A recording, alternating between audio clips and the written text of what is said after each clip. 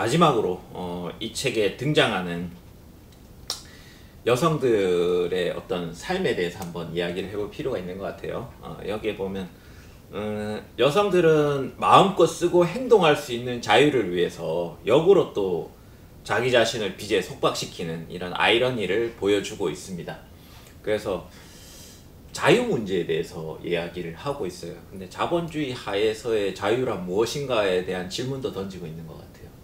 그래서 요 아이러니한 모순에 대해서 이야기를 한번 해봤으면 좋겠습니다. 먼저 박인선 선생님. 네, 뭐 아이러니라고 표현하시기는 했지만 사실은 이 내적인 논리를 살펴보게 되면 사실 아이러니가 아닌.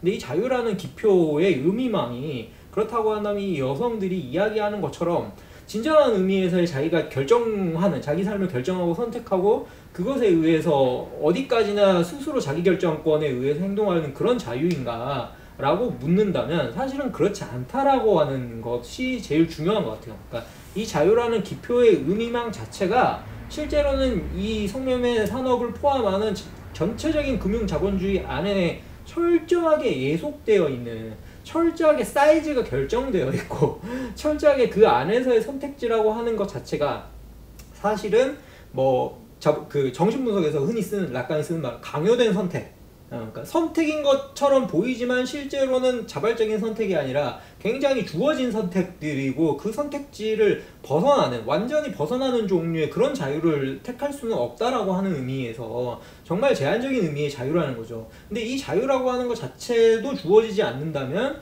이 성매매 산업 안에서 여성이 자기 자신에 대해 가질 수 있는, 어떻게 보면 능력주의에 대한 판타지, 자기 자신에 대한 어떤 효능감, 이런 것들 자체가 애초에 붕괴될 수도 있다라고 하는 점에서 이 자유는 일종의 매트릭스에서 보여지는 파란 약 같은 거라는 생각이 들었어요, 저는.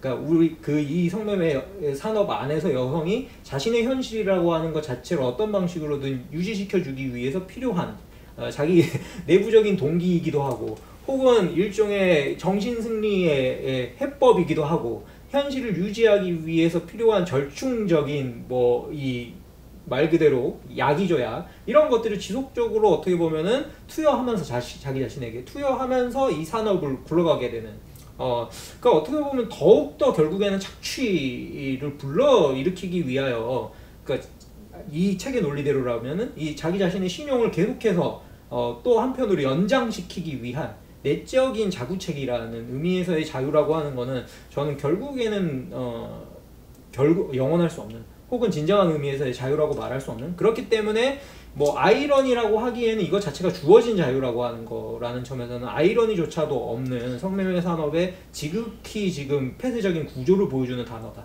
그러니까 자유인데 정말 폐쇄적인 거. 그러니까 이런 의미에서의 아이러니가 아닐까라는 생각이 들었습니다.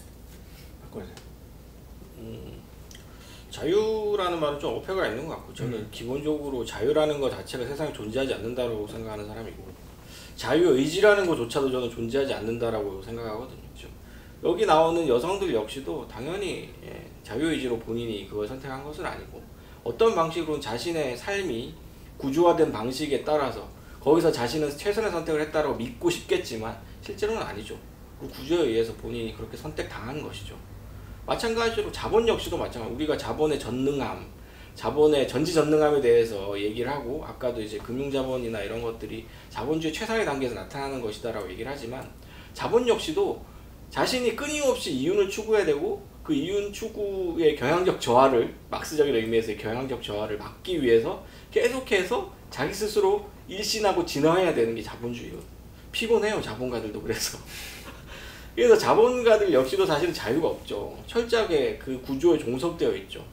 그런 면에서 저는 그 레이디 크레딧에 나오는 여성들 뿐만이 아니라 그 여성들을 올가매고 있는 자본, 포주, 금융자본들, 이런 사람들조차도 사실은 이 구조 속에서 다 맞물려서 돌아가고 있는, 종속되어 있는 주체들이다. 그런 의미에서 진정한 자유는 존재하지 않는다. 모든 것이 다 종속되어 있고 구속되어 있는 구조 속에서 다들 착취당하고 억압받고 있고, 그 중에서 가장 착취받고 억압받고 있는 존재들이 이 여성의 신체들인 것이죠. 꿈도 희망도 없다. 네, 꿈도 희망도 없습니다. 근데 어쨌든 금융가나 자본가는 큰 이득을 얻잖아요. 그쵸. 그러니까 이 사람들은 끊임없이 이제 부채만 질 수밖에 없고. 그렇죠. 근데 여기서 자유라는 건 그냥 돈 쓸 수 있는 내가 돈 벌어서 근데 이 사람이 그러면은 여기서 이제 몇몇 인터뷰에서 그럼 너 저금을 했니? 얘는 저축을 하나도 안 했어요.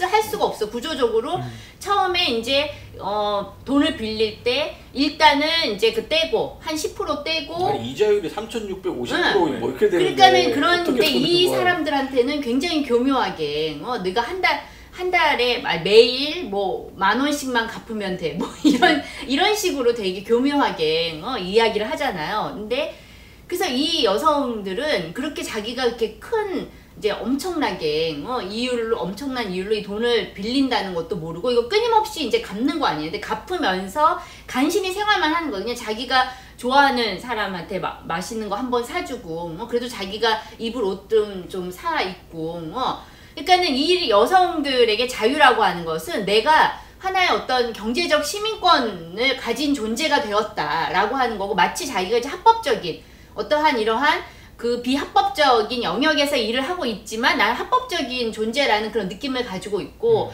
또 이 사람들이 이제 그 업소 주인에게 돈을 빌리지 않고 오히려 자기 이제 나름의 신용이 쌓인 여성들은 대부업과 이제 뭐 미즈 사람이나 이런 데랑 직접적으로 다이렉트로 캐피탈이나 이런 데랑 직접 무슨 자동차 캐피탈, 무슨 주택 담보 캐피탈 이런 데랑 직접 하면서 어떤 여성이 난 그래도 신용이 좋아서 9.9% 이자 받았다. 그래서 그걸 굉장한 자부심으로 생각을 하잖아요. 그러니까 그런 식의 자유. 내가 이제 내 몸을 담보로 해서 그렇게 돈을 땡겼을 수 있고 그리고 내가 어떤 여성에게서 모든 빚을 다 갚았는데 일부러 1억 얼마짜리 그 빌라도 사고 자기 아버지 차, 자기 차도 다 빚으로 사잖아요. 그러면서 왜 그랬냐 그랬더니 내가 그동안 빚을 다 갚고 나서 뭔가 해이해진 것 같아서 정신을 다잡기 위해서 내가 일부러 빚을 졌다. 이런 얘기를 하거든요. 그러니까 마치 빚이라고 하는 것이 우리가 더 열심히 살 수 있게 만드는 추동력인 것처럼 그렇게 얘기를 한단 말이에요. 그렇지만 사실은 이게 매일매일 일을 해야만 그렇게 벌어들일 수 있고 그걸 가지고 이제 갚을 수 있는 건데 그게 자기들이 생각하는 그러한 계획 돈을 내가 이만큼 벌겠지 그러면 빚을 다 갚고 내가 등록금을 다 어떻게 해결하고 할 수 있겠지 했지만 사실 그 계산이 나오지 않는다는 거죠. 그러면 계속해서 이제 부채를 지게 되고 결국에는 자유라는 말에는 그 일의 그 결과에 대한 책임을 온전히 자기가 져야 되고 끊임없이 내가 게을러서 내가 나태해서 내가 그때 약간 슬럼프에 빠졌지 이런 식으로 사실은 자기가 몸이 안 좋고 뭐 이렇게 해가지고 일을 못하고 이런 건데 이것을 다 개인 탓으로 돌리게 한다는 거예요. 그러니까 사실은 이 자유라고 하는 이 말 자체가 이 여성들이 그 모든 부채 이거 어떤 이 생태계를 굴러가게 만드는 어떠한 그 하부에서 이걸 떠받치고 있는 하부에서 이 자기가 끊임없이 그거를 노동을 통해서 이걸 굴러가게 해야 되는 거고 이 모든 책임을 다 자기가 지게 만드는 그런 굉장히 무서운 단어가 아닌가. 또 세대적인 의미도 있는 것 같아요. 그러니까 보면은 여기에서 또 인터뷰 안에 인상적이었던 게 자기 어머니 집 사주는 집이었나요? 그거 사주면서 근데 왜 그렇게까지 하느냐라고 했을 때 나는 엄마보다는 지금 자유가 있잖아 라고 이야기할 때 이때의 자유라고 하는 의미만 같은 것도 어떻게 보면은 과거의 여성들에 대해 상대적으로 자기가 갖고 있다고 생각되는 경제적인 독립권 같은 것들을 이제 포장하는 말들이 되는 거죠. 그런데 실제로 보면은 그것이 과거보다 진짜 나아진 의미에서의 경제적인 독립권인지 혹은 더 강력하게 경제적으로 지금 예속되어 있는 것인지가 불분명하다라고 하는 점에서도 문제죠. 제가 이거를 느꼈을 때 드는 생각 중에 하나는 뭐냐면 이게 약간 크레딧이 마약 같은 원리로 작동을 하는 것 같아요. 그러니까 마약상들이 억지로 매기는 게 아니잖아요. 그냥 옆에 있을 뿐이잖아요. 연예인들 옆에 있을 뿐이잖아요. 마약하기 쉬운 조건에 있는 사람들 옆에 있으면 이 사람들이 한순간 판단 잘못해서 여기에 들어가면 이제 이 구조 속으로 들어가 버리는 상황이 있는 건데 이 사람들도 마찬가지인 것 같아요. 일단 이 구조로 들어가면 너무나 빚을 지기 쉬운 그 빚이 잔뜩 옆에 있고 예를 들어서 내가 현대백화점 앞을 무심코 걸어가다가 500만 원짜리 샤넬백이 눈에 들어왔어요. 그러면 그러면 나는 하루에 50을 최대한 땡길 수 있으니까 내 열흘의 미래와 바꾸면 샤넬백이 내 거네가 되는 거잖아요. 그러니까 샤넬백을 서슴없이 일단 사고 500을 대출받고 그 다음에 내 열흘에서 한 20일 정도의 미래를 이제 차감시키는 방법으로 이게 작동이 되잖아요. 근데 이제 여기서 문제가 뭐냐면 이 계산에서 하루라도 어긋나면 그래서 일을 하루라도 못 나가거나 하루라도 어긋나면 이 미래가 이제 하루치가 이틀, 사흘 이렇게 늘어나게 되면서 이제 계속해서 빚의 굴레로 빠지게 되는 건 것 같아요. 그래서 아까 뭐 자유에 대한 말씀을 하셨는데 제가 이렇게 가만히 보니까 자유라는 착각이 동반되는 것 같아요. 자유라는 게 사실 이 사람들 얘기한 자유를 보니까 마음껏 쓰고 싶은 자유더라고요. 그리고 너무나 쉽게 마음껏 쓸 수 있는 것들이 있고 내 열흘의 미래, 내 한 달의 미래 이렇게 생각하면 너무나 쉽게 명품을 땡길 수 있는 이 환경이 결국 이 사람들을 뭐랄까 자유를 착각하게 만드는 자유. 그러니까는 이제 그 여성들이 그렇게 아까 얘기했던 것처럼 일제 꾸민 비용이 드는 거잖아요. 매일 출근비라고 해가지고 거의 매일 10만 원씩. 근데 그렇게 꾸미지 않으면 초이스 되지 않기 때문에 꾸민 비용을 이제 드리는데 이런 여성들을 보고서는 이제 뭐 강남 패치 뭐 이런 식의 사이트가에서 이러한 그 유흥업소에 종사하는 여성들을 고발하는 그런 게 있거든요. 그러면 이제 그런 데서 뭐라고 얘기하면은 몸 팔아서 명품 사는 된장녀예요. 한마디로 이 여성들을 그렇게 이야기를 해요.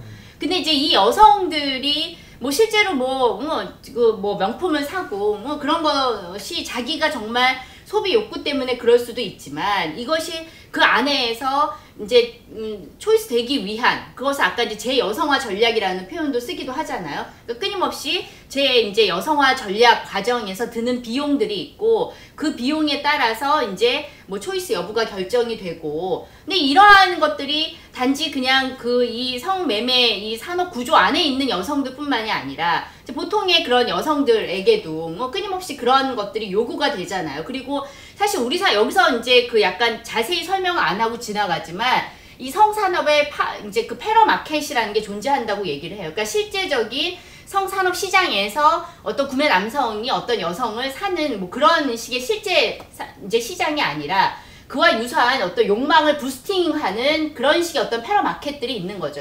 대표적인 게 아이돌 산업이죠. 그러니까 이제 뭐 워너원 같은 프로듀스 워너원 같은 데서 그 PD가 뭐 소프트한 오빠나 삼촌들이 즐기는 소프트한 포르노를 만들고 싶었다. 그러니까 이런 식의 욕망을 부스팅하는 그런 패러마켓들이 굉장히 많고 그런 것들을 통해서 이제 시동을 거는 거죠. 시동을 걸고 이제 직접적인 성산업 시장 안으로 이제 들어가게 되는 진입하게 되는 그런 식으로 이루어져 있기 때문에 이 성산업의 시장의 논리와 거기에서 구성되는 어떠한 여성화 전략, 제여성화 전략이라든가 어떤 꾸밈 노동이라든가 이러한 것들이 실제로는 그 안에서만 작동되는 폐쇄적으로 작동되는 논리가 아니라 실제로 어떠한 우리 사회에서 일상적으로 작동되는 어떤 성차별의 어떤 위계적 논리 이러한 것들과 굉장히 긴밀하게 작동하고 있다라는 거.